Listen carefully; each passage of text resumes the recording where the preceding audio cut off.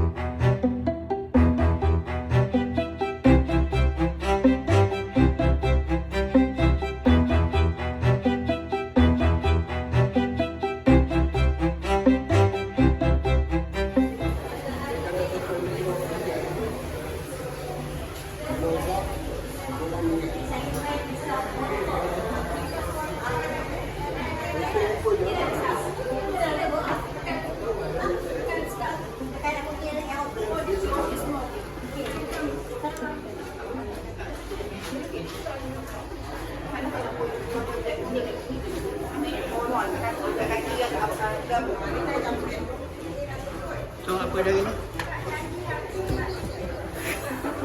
Dia suka candy. Pada hari ini kita ada karnival mini Mahabbah.